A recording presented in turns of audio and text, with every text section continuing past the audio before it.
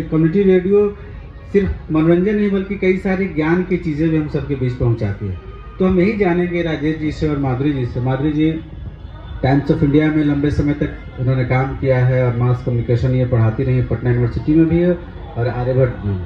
और राजेश जी सुपरामेंटल नाम का एक संस्थान है, प्रोडक्शन हाउस है, उससे काफ़ी लंबे समय से हम लोगों ने पहले भी काम किया है साथ में, कई सारी चीज़ों का निर्माण भी हम लोगों ने किया है।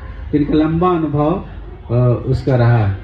तो मैं माधुरी जी से ही शुरू करूंगा कि अभी क्या रेडियो वही महत्व रखता है जिस ज़माने में रखता था या कुछ तब्दीली आ गई है उनमें? बहुत बहुत धन्यवाद इस प्रश्न को पूछने के लिए।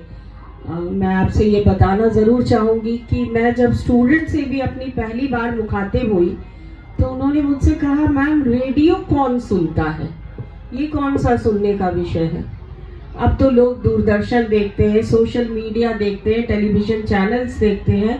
तो मुझे बहुत घोर आश्चर्य हुआ इस प्रश्न पर, क्योंकि जो बच्चा मुझसे ये सवाल पूछ रहा था वो गाड़ी से कॉलेज आता जाता था और उसकी गाड़ी में सारे एफएम चैनल्स को वो ट्यून करके सुनता आता था। तो मैंने कहा कि आपको तो मैं देखती हूँ कि आप रोज गाड़ी से कॉलेज आते, तो आप गाना वाना सुन। हाँ मैम, मैं दिन भर रेडियो मिर्ची सुनता हूँ और रेनबो भी सुनता हूँ। हम बोले, जब आप खुद ही रेडियो के श्रोता हैं तो इस तरह का प्रश्न पूछने का क्या मकसद है आपका? तो मैं आपसे ये बताऊंगी कि रेडियो पहले से भी ज्यादा आज प्रासंगिक है और इसकी प्रासंगिकता पर कोई सवाल उठा ही नहीं सकता है।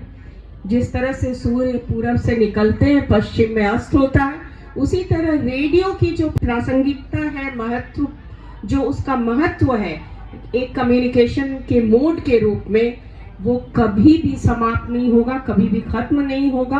और वक्त के साथ टेक्निकल एस्पेक्ट में सुधार होने के साथ इसका इम्पोर्टेंस और भी बढ़ गया है।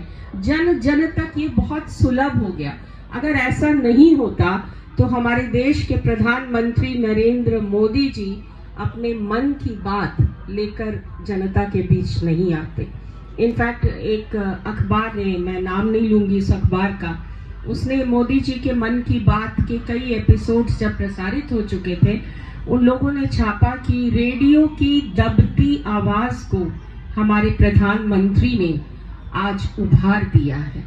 तो आप इसी से समझ सकते हैं कि रेडियो आज भी उतना ही रेलेवेंट मोड ऑफ कम्युनिकेशन है जितना आज से 70 साल या 80 साल पहले था।